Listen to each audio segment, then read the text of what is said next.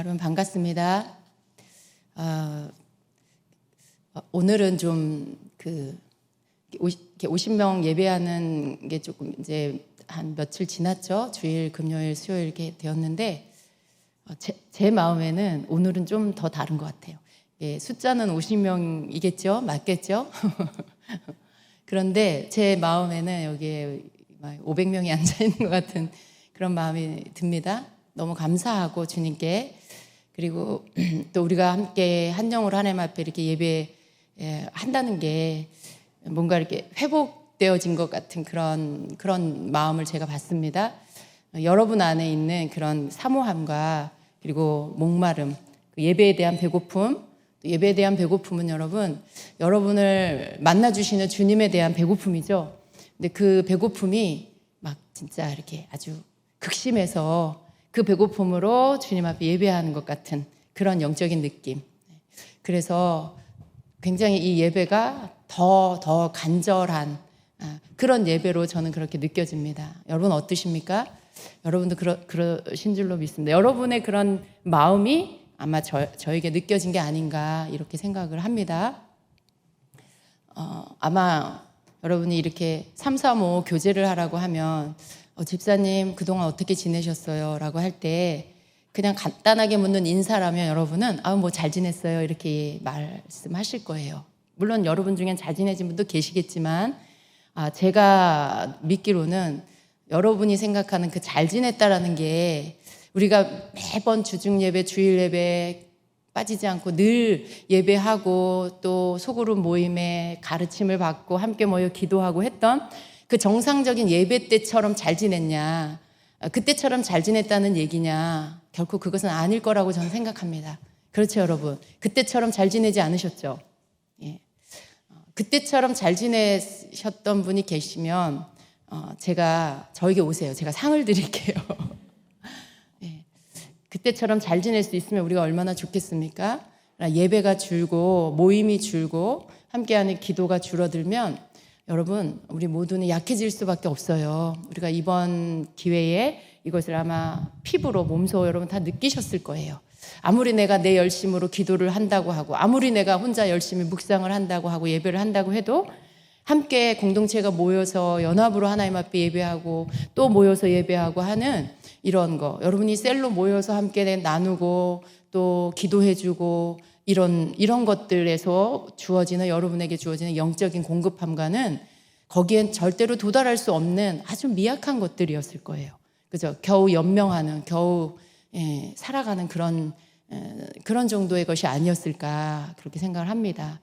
그렇죠, 여러분? 여러분이 막 애써 이렇게 노력해야 하는 그런 것들. 물론 여러분이 구원을 잃어버린다거나 구원의 확신을 잃어버린다 그런 거는 아닐 거예요. 그런 거는 아닌데 그걸 말씀하는 게 아니라 여러분 안에 있는 충만함과 주님의 임재와 그런 거, 주님과 함께하는 그런 교통하심 속에 여러분이 충만한 어떤 영적인 그 공급함, 이런 것들은 여러분 굉장히 많이 부족했을 것입니다. 그렇죠? 예, 그러셨을 거예요. 제가 그러길 바란다는 게 아니라 절대로 안 바라죠. 그런 걸 바랄 리가 없죠. 우리 중에 그걸 아무도 원하지 않지만 그럴 수밖에 없는 분들이 거의 대부분이었을 거라는 생각을 합니다. 그래서 여러분이 목마른 거예요. 그래서 여러분이 배고픈 거예요. 그것보다 더 충만한 걸 원하고 뭔가 더 터져나오는 것들을 원하는데 안 되니까, 혼자 힘으로 안 되니까, 아무리 애를 써도 거기엔 도달하지 않아지니까, 그래서 여러분이 목마르고 갈급하고 그리고 힘이 드는 거죠. 그래서 여러분 우리가 없어봐야 있는 게 소중한 걸 알고 또 배고파봐야 먹을 게 귀한 건 줄 알고 그런 것이죠. 그런 것처럼 우리가 이렇게 이 시간들을 보내면서 예배의 소중함을 다시 한번 알고 그리고 공동체의 소중함이 뭔지를 알고 하나님의 임재 안에 우리가 주의 공급하심이 얼마나 귀한 것인지를 배우는 그런 시간이 되었습니다. 그래서 이제 우리는 어떻게 해야 될까요? 이제 이것들을 잘 지키는 자가 되어야 되겠습니다. 여러분, 예배할 기회가 주어지면 어떻게 해서든지 성전에 와서 예배하세요. 예배할 기회가 주어졌는데도 그냥 귀찮아, 이번에는 그냥 집에서 예배하고 다음번에 갈래. 여러분, 이거 여러분 이미 덫에 걸려 있는 거예요. 이미 여러분 무뎌지고 있는 거예요. 예배를 향해서 달려 나오는 여러분이 되셔야 다시 회복하고 살아날 수가 있습니다. 어느 누구도 자기 믿음 있다고 자신할 수 있는 사람은 아무도 없어요. 여러분 어떻게 그렇게 자신할 수 있어요? 그럴 수가 없어요. 우리는 공급받아야 충만할 수 있고요. 내가 부르짖어야 또 기도의 하늘의 문이 열릴 수가 있고요. 예배를 드려야 주님의 임재 속에 그분이 우리를 치유하시고 회복하시는 은혜를 받을 수가 있습니다. 그래서 여러분 어느 누구도 예배 없이 살 수 있는 사람은 아무도 없어요. 그리스도인지. 만약에 예배 없이도 살 수 있었다면 주님이 교회를 왜 만드시고 이렇게 왜 모여서 예배하게 하시겠어요? 그러나 예배 없이 우리가 살 수 없는 자들이기 때문에 우리에게 우리 주님 나라 갈 때까지 교회라는 공동체를 주셔서 이렇게 우리가 영적으로 공급을 받는 것입니다. 그래서 주님께서 이번 이 시간들, 모이지 못하는 이 시간들을 통해서 우리 각자에게 예배가 얼마나 소중한지를 느끼고 그것들을 지켜나가는 그런 자가 되라고 말씀하고 계시는 거죠. 너 혼자 힘으로 안 된단다. 너는 함께 연합된 그 예배 안에서, 그 기도 안에서 네가 있을 수 있단다. 그리고 너희가 이것을 지킬 수 있을 때 이것을 지켜내는 자들이 되라라고 말씀하시는 것이죠. 우리 모두가 그렇게 되어야 되겠습니다. 여러분이 예배를 통해서 여러분 자신들을 세워가는 그런 분들이 되시기를 축복합니다. 오늘 제가 여러분하고 함께 말씀을 창세기 5장 말씀을 우리 함께 보겠습니다. 먼저 좀 본문을 읽고요. 창세기 5장 21절부터 29절까지만 같이 보겠습니다. 함께 읽겠습니다. 에녹은 65세에 무드셀라를 낳았고 무드셀라를 낳은 후 300년을 하나님과 동행하며 자녀를 낳았으며 그는 365세를 살았더라. 에녹이 하나님과 동행하더니 하나님이 그를 데려가심으로 세상에 있지 아니하였더라. 무드셀라는 187세에 라멕을 낳았고 라멕을 낳은 후 782년을 지내며 자녀를 낳았으며 그는 969세를 살고 죽었더라. 라멕은 182세의 아들을 낳고 이름을 노아라 하여 이르되 여호와께서 땅을 저주하심으로 수고롭게 일하는 우리를 이 아들이 아니하리라 하였더라. 아멘. 여러분 우리가 잘 알고 있는 이 말씀이죠. 에녹에 대한 말씀이고 또 에녹을 거쳐서 그리고 물심판을 이제 그 당대에 경험하게 된 노아의 시대까지 이 말씀이 이렇게 이어지고 있습니다. 오늘 여러분 우리가 좀 에녹에 대한 말씀을 볼 건데요. 우리 주님께서 여러분 주님이 기뻐하는 그런 자가 되기를 원하시죠? 그러면 주님이 기뻐하는 것이 무엇일까 우리가 늘 생각해야 됩니다. 주님이 가장 기뻐하는 게 무엇일까 여러분이 생각할 때 나는 주님이 기뻐하는 일들을 그것을 하리라 생각하고 여러분이 아마 이것저것을 하실 거예요. 여러분이 생각하는 주님이 기뻐하는 일들은 여러 가지가 있을 수 있겠죠. 우리가 예배하고 기도하고 구제하고 선교하고 봉사하고 섬기고 헌신하고 헌금하고 이런 여러 가지들이 다 주님이 기뻐하는 일들이죠. 그런데 여러분 그 막 여러 가지의 그러한 우리 하나님이 기뻐하실 만한 일들이 있지만 그 가운데 우리 주님께서 하나님께서 가장 기뻐하는 것이 무엇일까를 우리가 생각해 볼 때 여러분 지금 제가 나열한 것들이 하나님 기뻐하시지 않는 일이 아니라 당연히 하나님 기뻐하는 일이지만 그러한 모든 것들보다도 더 원하시는 것, 더 하나님이 기뻐하시는 일은 우리가 주님과 함께 동행하는 일입니다. 그래서 우리가 주님과 함께 동행하는 일이 선행되어질 때에 그때 우리가 그 위에 여러 가지 봉사도 하고 또 선교도 하고 여러 가지 헌신도 하고 헌금도 하고 그러한 것들이 하나님 앞에 온전히 하나님께 기쁨으로 드려지게 될 것입니다. 만일 이러한 모든 것들을 열심히 하는데 하나님과 동행하는 삶이 빠져 있다. 그러면 여러분 그건 뭔가 좀 가장 중요한 것이 빠져있는 그러한 삶이 되는 것입니다. 많은 사람들이요 하나님 앞에 하나님과 동행한다라고 할 때 하나님과 동행하는 것에 대해서 좀 막연하게 생각할 수 있어요. 그럼 하나님과 동행한다는 건 내 삶을 함께 주님과 함께 이렇게 우리가 마치 주님과 함께 걷는 것처럼 그렇게 살아가는 것을 말하는 것이죠. 그런데 사람들은 우리 교회 안에서 많은 성도들이 내가 주님과 함께 동행하고 있어라고 이렇게 믿어요. 근데 왜 그렇게 믿냐면 나는 교회 잘 다니고 있으니까 나는 기도 생활하고 있으니까 그리고 나는 또 여러 가지 헌신하고 있으니까, 그러니까 내가 주님과 동행하고 있어, 이렇게 생각하고 있죠. 그런데 여러분, 하나님과 동행하는 것과 나머지 이렇게 여러 가지 교회 생활, 뭐 내가 기독교 안에서 하는 여러 가지 종교적인 이런 행위들, 이러한 것들이 이퀄이라고 말할 수 없어요. 내가 그런 많은 것들을 하고 있지만 그러나 정작 주님과 동행하지 않을 수가 있다라는 것입니다. 그래서 하나님이 우리에게 원하시는 가장 기뻐하는 일은 내가 주님을 믿고 주님을 신뢰함으로 주님과 함께 동행하기를 가장 원하신다라는 것입니다. 동행하는 것은 잘해. 그런데 또 어떤 이런 행동하는 것들은 안 한다. 그거는 여러분 진짜로 동행이 뭔 줄 알면 같이 일어나지 한 가지만은 할 수가 없어요. 진짜로 주님과 동행하는 것이 뭔지를 알고 그 가운데서 있다라면 내가 주님이 기뻐하는 여러 가지 행동적인 것들을 할 수밖에 없죠. 그리고 그러한 것들을 즐거움으로 하게 되는 것이죠. 이렇게 주님과 동행하는 것이 하나님이 가장 기뻐하는 것입니다. 그런데 많은 분들이요, 어떻게 합니까? 하나님을 찾는 이 일을 그냥 늘 내 삶 가운데 오직 그분을 의지하고 그분과 함께 그분의 인도함을 따라 그렇게 살아간다기보다는 대부분 많은 성도들이 내가 필요할 때 주님을 찾고 또 내가 문제가 있을 때 주님을 찾는, 내가 문제가 있을 때 주님께 부르짖는 어떤 그런 경우들이 굉장히 많다라는 것입니다. 물론 그렇지 않은 분들도 분명히 있어요. 아무 일 없어도 늘 기도하는 분, 아무 일 없어도 예배를 향해 달려나오는 분, 그런 분들이 있어요. 그런데 대부분의 성도들은 또 내가 문제가 있어야 부르짖고 내가 어떤 그러한 내가 뭔가 필요해야만 하나님 앞에 하나님을 찾고 그런 경우들이 굉장히 많다라는 것입니다. 근데 지금 이렇게 여러분, 지금처럼 이렇게 코로나 시대, 교회에 내가 그냥 나오는 것으로 나는 주님과 동행하고 있다든가, 난 내가 영상 예배 잘 드리고 있어 라고 말하면서 내가 지금 주님과 동행하고 있어 라고 말한다면 이건 착각이라는 거예요. 여러분, 그것과 그것이 이퀄이 아닙니다. 그냥 내가 교회를 다니면서도 주님과 동행하지 않고 있을 수 있고요. 예배를 잘 드리고 있는데 주님하고 동행하지 않고 있을 수가 있어요.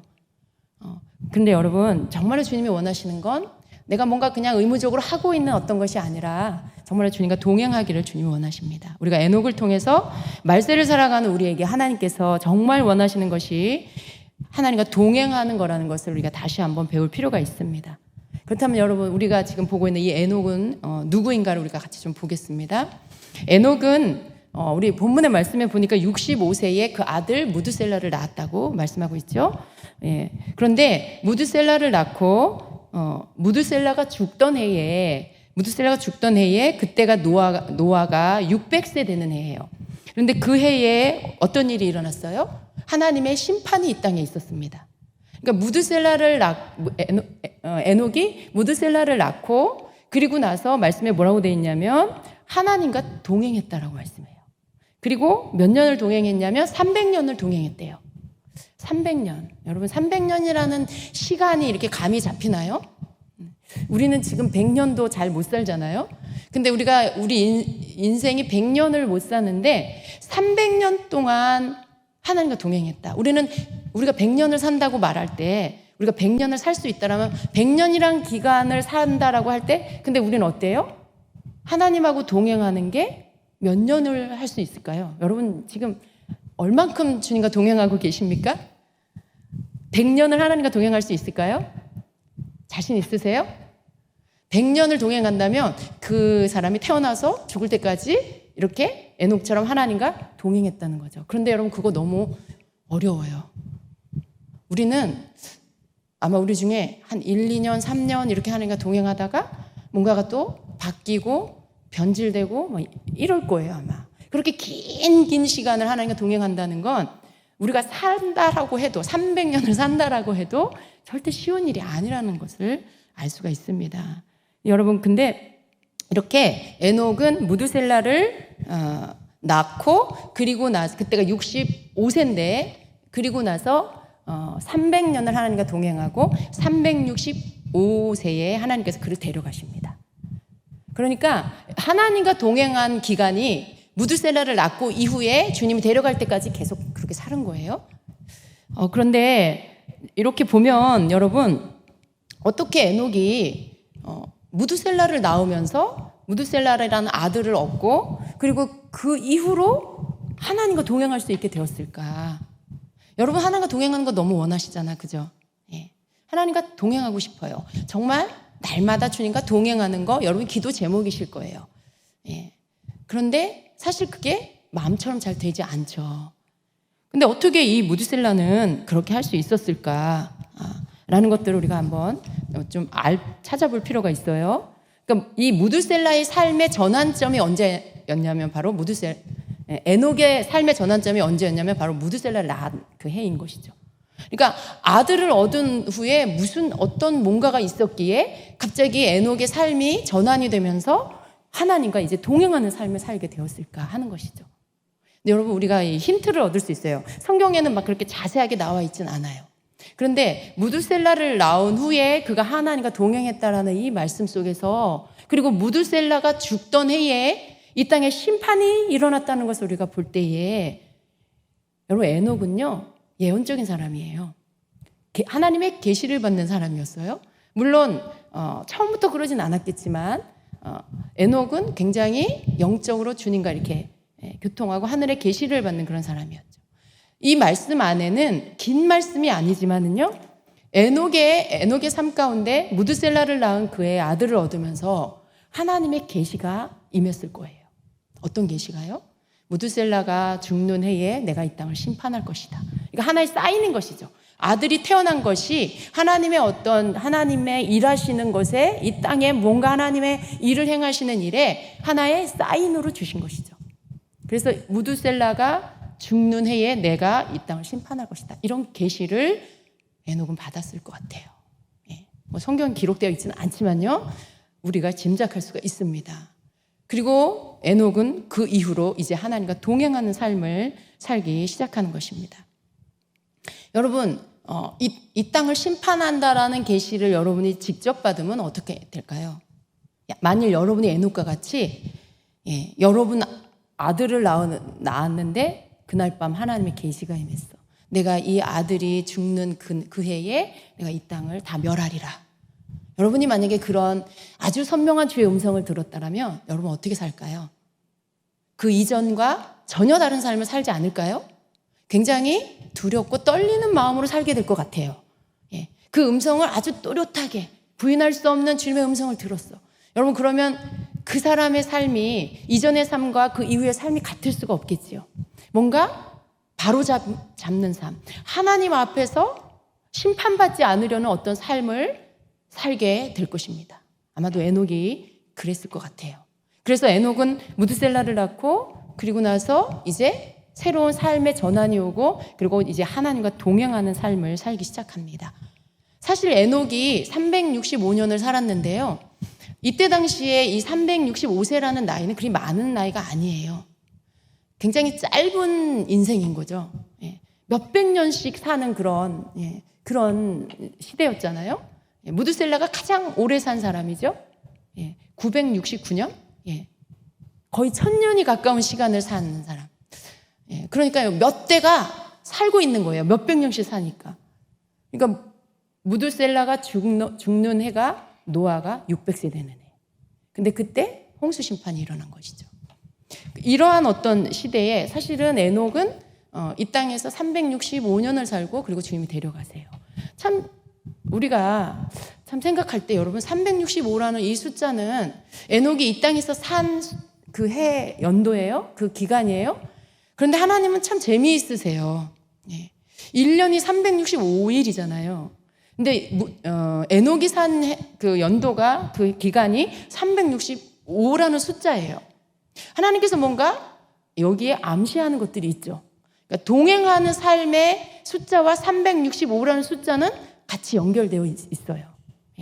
우리가 1년이 365일인데 에녹이 이 땅에 사는 동안에 하나님과 동행한 그러한 시간들, 하나님 앞에서 살다가 끌림받고 간 그 시간들.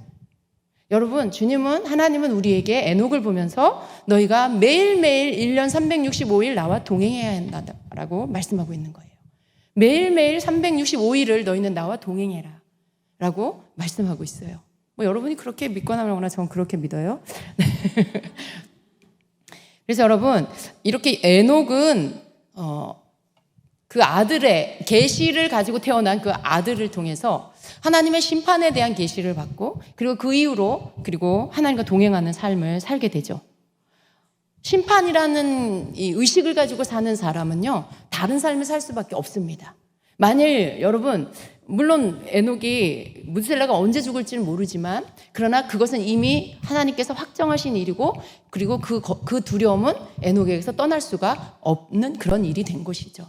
만일 우리에게 그런 일이 있다면 우리는 자다가도 벌떡 깨어날 거예요. 자다가도 주님의 그 말씀하신 음성이 생각나서 벌떡 일어나서 내가 해야 할 일들을 다 했는지, 그렇죠 여러분, 내가 정말 주님 앞에 설 그 심판받지 않을 준비가 됐는지, 나는 멸망받지 않고 주님께 구원을 얻을 준비가 됐는지, 막 늘 이런 것들이 우리를 이렇게 경각심을 가지고 막 벌떡벌떡 일어나는 삶을 살게 될 것 같아요. 근데 여러분, 에녹이 하나님과 동행할 수 있었던 이유가 여기에 있었던 것 같습니다. 우리는요, 여러분, 에녹과 다른 삶을, 다른 시대에 살고 있는 것 같죠? 나도 에녹처럼 그런 직접 주님의 음성을 들으면 나도 그럴 것 같아. 우리는 이렇게 말할 수 있어요. 그러나 여러분, 우리는 하나님의 음성보다 더 확실한 것을 받았어요. 그게 뭐예요? 하나님의 말씀이에요. 네. 하나님의 음성은 나 혼자 주관적으로 듣는 거예요. 그런데 기록된 하나님의 말씀은요, 모든 인류가, 전 세대의 인류가 성경 말씀을 아는 모든 인류가 이 말씀을 받았어요.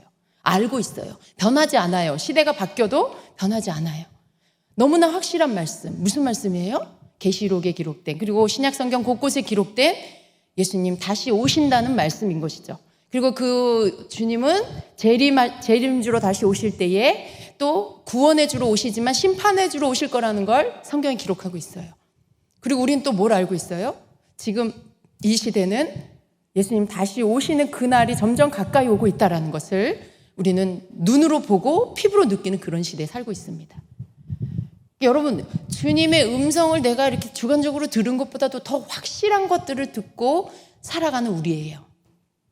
그런데 우리는 어때요? 우리는 어떻습니까? 여러분, 교회 안에요. 교회 안에 몇 가지 부류의 사람들이 있어요. 근데 그 사람들이 세 가지 종류, 크게는 세 가지 부류의 이렇게 사람들이 있는데요.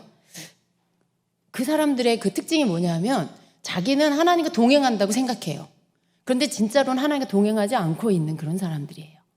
그런 부류의 사람들이 있는데 그 첫 번째 부류가 어떤 사람들이냐면 성경에 보면요. 누가복음 2장에 보면 예수님이 어렸을 때 12살 때예요. 6월절에 예수님 부모님들과 함께 이제 예루살렘에 갔다가 이제 돌아갑니다. 돌아가는 길에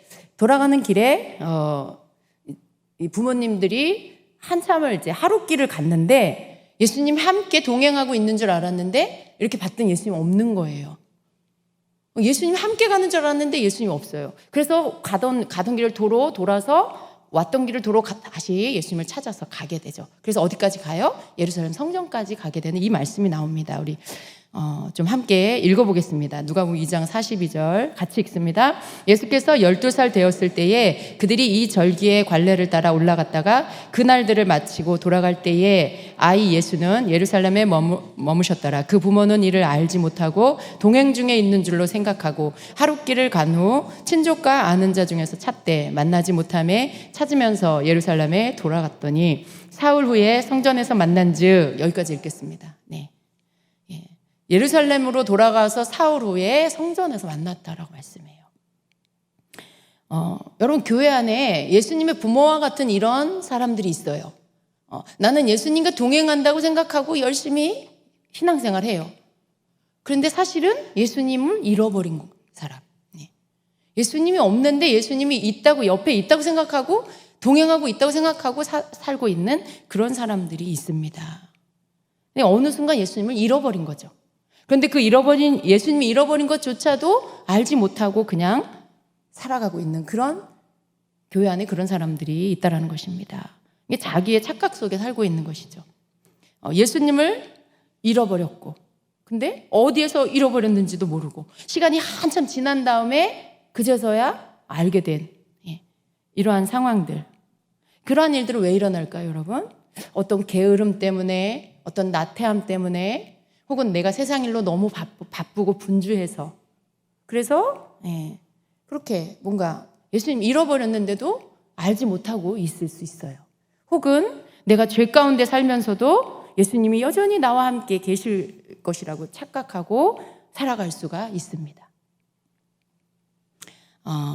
여러분 예수님이 지금 어디에 계셨어요? 오늘 아까 읽은 말씀 가운데 누가복음 2장에 결국 예수님을 찾아갔더니 예수님이 성전에 계셨어요.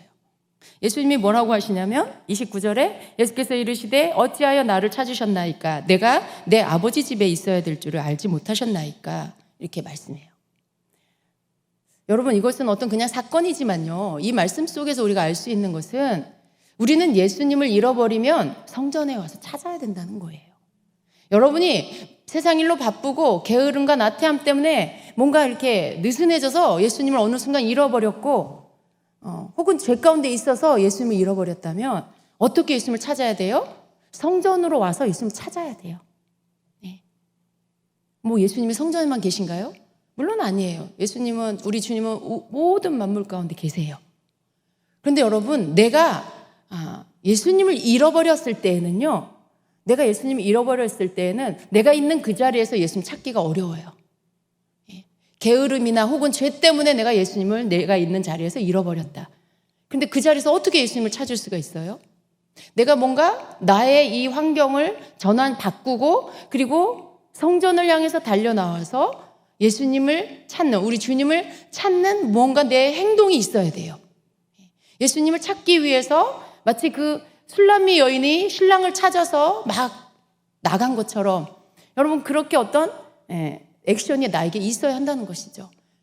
결국 성전으로 달려와서 주님 앞에 부르짖고 예배하고 그리고 갈급한 마음을 주님 앞에 쏟고 회개하는 가운데 예수님을 다시 찾게 되죠.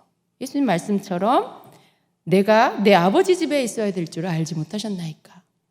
여러분이 주님을 잃어버리셨다라면 성전으로 달려와 예배하고 기도하는 가운데 예수님 다시 찾을 수 있게 될 것입니다. 절대로 여러분이 있는 그 자리에서는 어려워요. 그래서 여러분, 교회 안에는 이렇게 내가 예수님과 동행하고 있다라고 생각하지만 사실은 그렇지 않은 사람들이 있고요. 그래서 여러분, 내가 그렇지 않은가 우린 잘 살펴봐야 합니다. 그래서 예수님을 잃어버린 자가 있다라면 성전으로 나오셔서 예수님을 찾으시기를 바랍니다. 두 번째 부류가 있어요. 두 번째 부류는 누가복음 24장에 이 엠마오로 내려가는 두 제자의 그런 모습 같은 사람들입니다. 엠마오로 내려가는 그 예수님의 두 제자였죠. 그 제자는 지금 그 상황이 어떤 거예요? 이제 예루살렘에서 이제 예수님이 십자가에 죽으시고 그리고 이제 다 장사 지내고 어떤 그 슬픔 가운데 있는 상황이에요. 스승을 잃어버린 그 제자의 슬픔이고 인간적인 슬픔인 것이죠. 그런 어떤 현실 속에서 예수님이 죽으셨다라는 그 슬픔 때문에 그들은 길을 이제 가고 있는 가운데 어떤 일이 있었어요? 예수님이 오셨어요. 옆에 같이 걷고 계셨어요. 무언가 말씀하고 계셨어요. 그런데도 그 제자들은 예수님을 알아보지 못합니다. 예수님이 오셔서 말을 시키고 뭔가 말씀을 하는데도 그 모습을 보이시는데도 그들은 예수님을 알아보지 못하고 그분이 예수님인 줄 모릅니다. 부활하신 그 예수님을 보지 못해요. 그들의 영적인 눈이 어두워져 있고요. 그들이 눈을 뜨고 있어요. 소경이 아니에요. 그런데 눈을 뜨고 있지만 소경이었어요. 귀가 열려서 주의 말씀을 듣고 있지만 그들은 깨닫지 못하는 그런 기머거리 같은 그런 사람들이었습니다. 예수님은 두 제자에게 자신을 나타내고 있었지만 그들은 어떻게 여겼어요? 그냥 자연스러운 일로 여겼어요. 가까이 다가와 함께 걷는 예수님을 그냥 자기 지나가는 사람, 어떤 주변에 이렇게 지나가는 그런 일반적인 사람이라는 그런 생각을 한 거죠. 여러분, 교회 안에도요, 이런 사람들이 많이 있습니다. 뭔가 모든 어떤 일들을 자연적인 일로만 바라보는 그런 사람들이에요. 하나님의 어떤 초자연적이고 계시적인 일들을 믿지도 않고 관심도 없는 그런 사람들. 여러분, 그런 사람들이 교회 안에 있습니다. 교회를 다니는데도 초자연적인 일을 믿지 않는 사람들이 있어요. 교회를 다니는데도 어떤 하나님께서 역사하시는 계시적인 일들, 뭔가 나타내시는 그런 일들에 대해서 그렇게 별로 믿지 않아요. 그냥 자연적인 일로 생각하고 그냥 우연이라고 생각하고 사람의 일이라고 그냥 생각하는 사람들이 있어요. 예. 근데 여러분 우리가 알아야 될 게 있어요. 우리가 하나님을 믿는다라는 것은요, 다른 말로 하면 초자연적인 세계를 믿는다는 말이에요. 하나님은 전능하신 하나님이시고요, 초자연적이신 하나님이세요. 성경은 온통 초자연적인 이야기로 가득합니다. 그래서 하나님을 믿는다라고 할 때 나는 초자연적인 세계를 믿어라고 말하는 거죠. 그런데 교회를 다니지만 초자연적인 걸 믿지 않는 사람들이 있고요. 또 하나님의 어떠한 그러한 여러 가지의 개인적이거나 어떤 공동체적이거나 우리의 삶 가운데 크고 작은 여러 가지 계시적인 일들을 드러내시고 자신을 나타내시지만 그것을 믿지 않는 사람들, 그런 부류의 사람들이 있다라는 것이죠. 그런데 그 사람들은 어떻게 생각해요? 나는 교회를 다니니까 나 예수님 믿으니까 나는 주님과 동행하고 있어, 이렇게 생각하죠. 정말 착각인 것입니다. 근데 정말 그런 사람들이 교회 안에 있다라는 것입니다. 여러분, 이런 사람들, 근데 왜 이 사람들이 누구예요? 그냥 바깥에 있는 사람이 아니고 예수님 제자라는 거죠. 예수님의 제자이기 때문에 뭔가 그냥 믿거니 하는 거. 여러분, 교회 안에도 그럴 수 있어요. 내가 직분자니까, 내가 많은 뭔가를 맡아서 일하고 있으니까, 내가 사역자니까, 나 교회 오래 다녔으니까, 나 열심히 일하고 있으니까. 여러분, 열심히 뭔가 교회에서 일하고 있는 게 여러분이 주님과 동행하는 게 아니에요. 그런 거 모든 것들이 멈춰도 주님과 동행할 수 있어야 합니다. 내가 뭔가 일을 하고 있으면 내가 교회에 지금 주님과 동행하고 있어. 내가 뭔가 열심히 뭔가 봉사하고 있으면 나는 지금 주님과 함께 하고 있어. 이거 정말 착각이에요. 그거 아니에요, 여러분. 내가 뭔가 주님과 가깝다고, 내가 주님이 시킨 뭔가를 하고 있다고, 내가 주님과 동행하고 있다라고 생각하는 것들은 너무나 착각이라는 것을 우리가 알아야 합니다. 그래서 여러분, 내가 동행하고 있다라고 생각한 이유가 뭘까? 여러분 생각해 보세요. 나는 초자연적인 하나님을 믿는가? 주님이 내 삶 가운데 어떤 부분으로든지 자연적인 일처럼 보이지만 그 안에 계시적인 일들이 있고 초자연적인 것들이 숨겨져 있는 것들, 혹은 또 드러내놓고 초자연적인 일들, 나는 그걸 믿고 있는가? 라는 것들 한번 여러분 생각해 보시길 바랍니다. 세 번째 부류는 사도행전 15장 35절 이하에 보면 바나바와 바울의 이야기가 나옵니다. 두 사람은 함께 연합해서 어떤 하나님의 말씀을 가르치고 전하는 일을 잘 수행했습니다. 그런데 그리고 나서 이제 어떤 다음 계획들을 세우고 그리고 이제 행선지를 이제 옮겨서 가려고 하는데 거기에서 의견 충돌이 일어납니다. 바나바는 그 자기 조카 마가를 데리고 가려고 하고요. 바울은 그것을 반대합니다. 왜냐하면 마가가 이전에 함께 하다가 자기 혼자 개인적으로 그냥 훌쩍 가버린 적이 있어요. 그러니까 바울 입장에서는 그 마가를 신뢰할 수가 없는 것이죠. 그래서 함께 동역하는 일에 동참시킬 수가 없어서 마가를 데리고 가는 일은 안 된다, 이렇게 반대를 하죠. 근데 바나바는 개인적으로 보면 굉장히 좋은 사람이에요. 믿음도 있고 겸손하고 잘 가르치고 헌신하는 사람이고 굉장히 신실하고 이런 사람이죠. 칭찬받는 그런 사람이죠. 바울도 또 우리가 너무나 잘하고 있는 그러한 사도고요.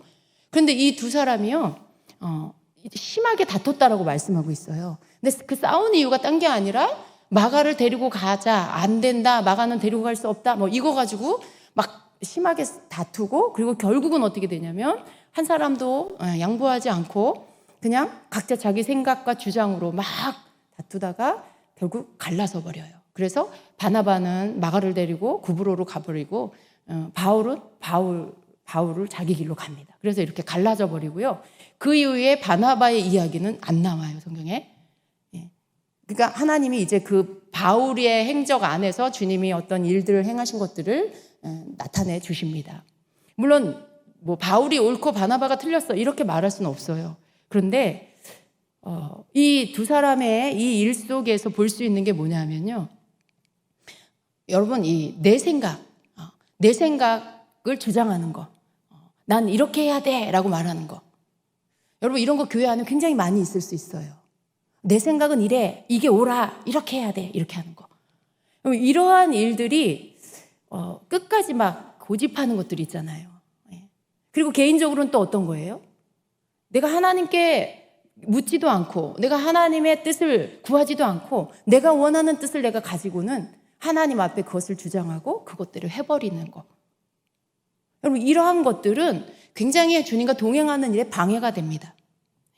내가 내 뜻대로 하고 있으면서 내가 하나님의 뜻대로 주님과 동행하면서 내가 주님의 뜻대로 하고 있다라고 착각하는 거예요.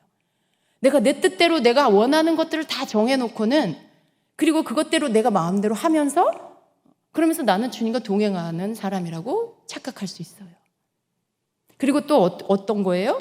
교회 안에서 이렇게 연합하지 못하고 각자 자기 주장을 막 내세우면서 다투고 이러는 일들을 어떻게 해요? 감정이 상하죠. 마음이 상하죠. 여러분, 지금 바나바하고 바울은 각자가 보면 굉장히 훌륭한 사람이에요. 신앙이 있고 믿음이 있고 사람들에게 본이 되는 사람이죠. 그런데 지금 어떤 의견 충돌로 인해서 다투는 이 모습을 보면 굉장히 실망스러운 것이죠. 그런데 이 두 사람의 다툼 속에서 결국은 끝까지 한 사람도 굽히지 않고 서로 각각 자기 길로 가게 된 이유는 결국 서로 감정이 상한 거라는 걸 알 수 있어요. 의견이 다르고 그로 인해서 다투다 보니 감정이 상하고 그러다 보니 분열이 돼버린 거죠. 여러분, 이런 일들이 교회에 있다라는 거예요. 교회 안에 이런 무리들이, 이런 사람들이 있어요. 거기 안에는 의견이 달라서 부딪힐 수도 있고 의견이 달라서 서로 이렇게 충돌이 일어날 수도 있는데 결국 이것을 어떻게 해요? 감정의 상함까지 끌고 가서 관계가 이렇게 나뉘어져 버리고 그리고는 감정이 상한 상태로 그냥 있어 버리는 것. 거기에 주님의 뜻이 뭔지 중요하지도 않고 거기에 주님이 뭘 원하시는지 별로 중요하지 않고 서로 연합하는 걸 하나님 원하시고 서로 용납하고 용서하는 거가 하나님 뜻이라는 거 별로 지금 상태로 난 마음이 너무 상해서 난 모르겠어. 여러분, 이런 모습, 이런 태도, 여러분, 이런 것들은 주님과 동행할 수 있는 그런 모습이 아니라는 거예요. 그런데 교회 안에 이런 부류의 사람들이 있습니다. 또 우리 모두가 그럴 때가 있어요. 근데 우리가 알아야 할 건 뭐예요? 이런 모습들은 주님과 동행할 수 없는, 나는 주님과 동행하고 있다라고 생각할 수 있지만 그러나 주님과 동행하는 삶이 아니라는 것을 알아야 합니다. 내가 내 생각대로 내 주장과 내 감정이 그것이 어떤 주님의 뜻과 주님의 마음보다 더 앞에 있고 더 중요하다라면요, 그 사람은 결국은 주님의 뜻보다는 내 뜻대로 행하는 그런 사람이 돼버려요. 지금 바나바와 바울도요, 각각 자기 길로 가요. 그런데 하나님은 바울의 행적이 그 뒤로 말씀에 계속 나옵니다. 바나바의 행적은 나오지 않아요. 그 말씀은 하나님께서 바울과 함께 하시면서 그를 뭔가 이끌어가고 계신다는 뜻이기도 해요. 어떤 하나님이 행하시는 일들에 이렇게 주님이 지금 이런 방향으로 하고 계시는구나라는 것들을 안다라면, 그런데 내 생각과 좀 이것이 지금 현재 다르다라면 그럼 어떻게 해야 될까요? 내 생각을 내려놔야 되겠죠. 내 생각을 내려놓고 기분 나빠. 사실은 바울의 스승은 바나바이기도 해요. 바나바가 바울을 굉장히 많이 이끌어주고 그렇게 어떤 가르쳐주고 이끌어주는 역할을 많이 했죠. 초반에. 그러니까 바나바 입장에는 바울이 어떻게 보면 약간 제자 같기도 하고 자기보다 뒤에, 그죠? 이제 뒷서거니 하는 그런 사람처럼 느낄 수 있죠. 그런데 뭔가 내 의견을 따르지 않아주고 뭔가 막 주장하는 것 같이 느낄 수 있죠. 근데 여러분, 그런 게 중요한 게 아니라는 거예요. 이 말씀은. 그런 게 중요한 게 아니라 지금 성령의 흐름이 어디로 가고 있고 하나님께서 지금 어떻게 일하시고 있고 뭘 원하시고 있는지 그걸 알고 내 조카가 중요한 게 아니고 누굴 데리고 가고 안 데리고 가는 게 중요한 게 아니라 그런 모든 것들을 내려놓고 주님이 원하시는 방향으로 내가 함께, 그게 중요한 거죠. 그런데 내 주장, 내 생각, 내 감정, 내 기분 이런 것들이 더 주장되고 더 중요하면 이렇게 거스르는 일들이 생기게 된다는 거죠. 여러분, 교회 안에 이런 사람들이 있을 수 있어요. 여러분, 그렇지 않습니까? 그래서 자꾸 다툼도 일어나고 뭔가 감정이 상하기도 하고 마음이 상하기도 하고 분열이 일어나기도 하고. 근데 이런 것들 여러분 우리가 좀 버려야 돼요. 하나님과 동행하기를 원한다면 이러한 것들은 우리가 다 내어버려야 할 그런 모습들인 것이죠. 그래서 우리가 그런 부분들에 하나님의 뜻과 하나님이 원하시는 것이 무엇인지를 우리가 묻고 그리고 그것을 알고 빨리 내 생각이 그것과 다르면 주님의 뜻과 내가 지금 주장하고 있는 게 맞지 않으면 빨리 내 것을 내려놔야 되겠죠. 그게 겸손한 거고요. 그게 주님과 동행하는 사람, 그러한 사람의 모습인 것입니다. 여러분 이렇게 교회 안에는요. 이렇게 좀 주님과 동행하는 것이라고 스스로는 생각하지만 그렇지 않은 부류의 사람들이 있습니다. 거기에 내가 해당될 수가 있어요, 여러분. 그렇죠? 거기에 여러분이 해당될 수가 있어요. 우리가 해당될 수 있다는 걸 우리는 알 필요가 있습니다. 그리고 정말로 주님과 동행하는 삶을 우리가 살아야 하는데 그러려면 우리는 이러한 착각하는 모습, 그것이 나라면 난 그것들을 고쳐나가야 합니다. 우리가 지금 사실은 에녹은 구약의 창세기 시대 사람이죠. 그러나 영적인 에녹은 우리예요. 영적인 에녹은 우리예요. 지금 하나님의 마지막 때 심판이 눈앞에 와 있고요. 다시 오실 주님이 오시는 때가 아주 가까이 와 있는 이때에 사실은 심판의 소식을 듣고 그것을 알고 있었던 에녹과 같이 우리는 하나님의 마지막 때 심판을 알고 있는 그런 세대예요. 그것을 알고 있는 세대예요. 그래서 마지막 심판을 준비하며 하나님과 동행하는 삶을 살았던 에녹의 삶은 바로 오늘 우리에게 하나님의 심판을 가까이 하고 있는 너희는 하나님과 동행하는 삶을 살아야만 한다라는 것을 우리에게 가르쳐주고 있는 것이죠. 그러니까 여러분 하나님과 동행하는 삶을 살기 위해서는 이렇게 하나님과 동행하는 것들을 거스리는 내 태도들과 행동들, 생각들을 다 깨부셔 버려야 합니다. 고쳐나가야 하는 것이죠. 우리 안에 여러분 에녹이 이렇게 하나님과 동행하는 삶 하루 1년, 2년도 아니고 5년, 10년도 아니고 100년도 아니고 300년이라는 시간을 하나님과 동행할 수 있는 거 정말 쉬운 일 아니에요. 그런데 여러분 에녹의 마음 깊은 곳에는 두려움이 있었어요. 두려움. 여러분 두려움이 있으신가요? 네. 공포와 불안을 주는 그런 두려움 말고요. 하나님의 그 심판을 알고 있기 때문에 두려워하는 마음, 그것이 여러분의 있기를 저는 축복합니다. 우리는 그것이 있어야 돼요. 만일 우리가 아무런 앞으로의 시간 가운데 마지막 때에 대한 그런 하나님으로부터 주시는 두려움이 우리에게 없다면요, 우리는 되게 안일해지고 게을러지고 나태해집니다. 그리고 거짓된 어떤 그 평강 안에서 우리는 속을 수가 있어요. 우리 안에 가지고 있어야 할 것은 뭐냐면 진리를 따라 하나님이 예정하신 일들이 우리의 삶 가운데 일어날 것이라는 거, 그 안에 온 인류가 심판을 받는 멸망의 때가 있을 거라는 것을 알고 그때를 두려워하는 마음이 우리에게 있어야 돼요. 피해갈 수 없는 그때가 오고 있고 그때를 우리는 두려워하는 마음을 가져야 합니다.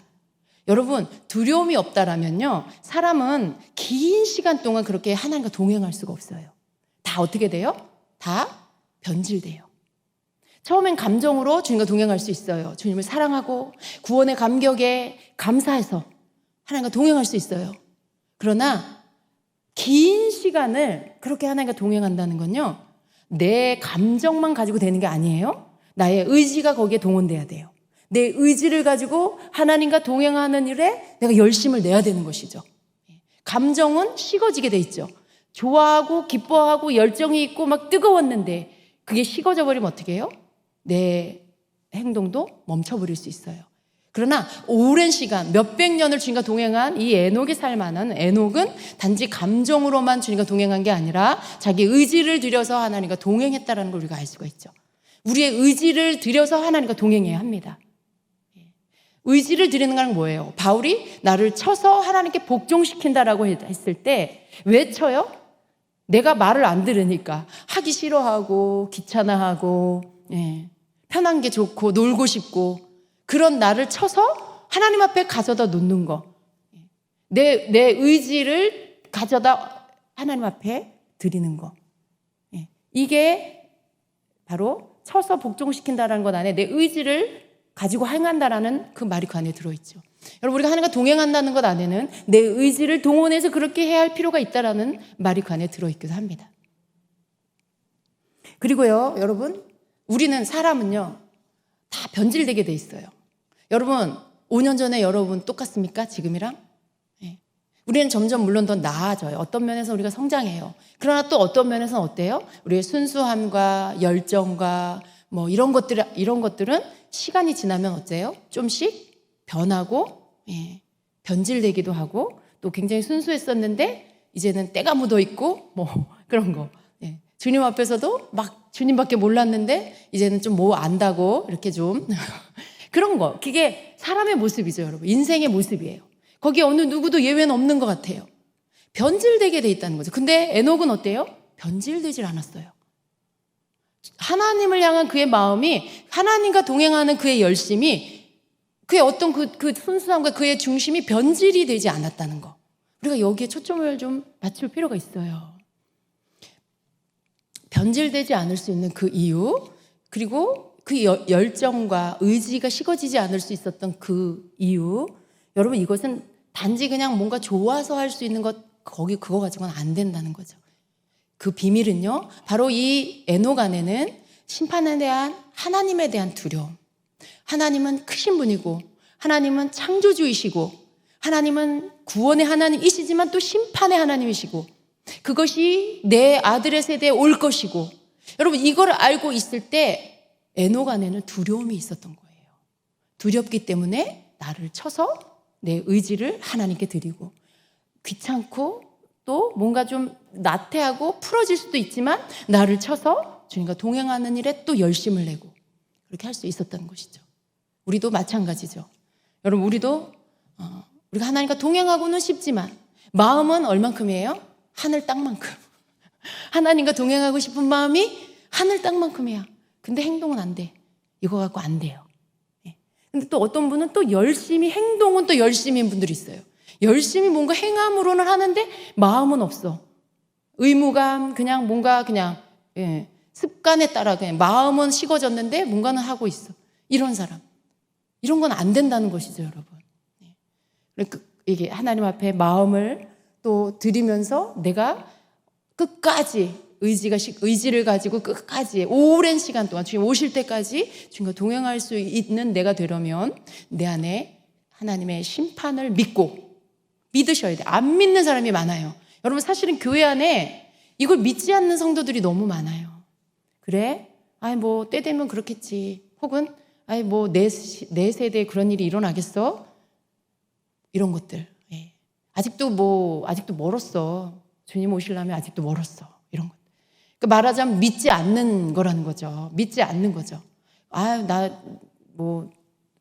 집 팔아야 되고, 집도 사야 되고, 장가도 가야 되고, 시집도 가야 되고, 땅도 팔아야 되고, 막 사업도 벌려놨고, 할 일이 너무 많아. 성경에 보면 여러분 보세요. 나오잖아요. 노아 시대에도 그렇고, 또 롯 시대에도 그 심판이 임하는 그때마다 사람들의 반응이 어때요? 너무 바빠요. 자기 할 일이 너무 많아요.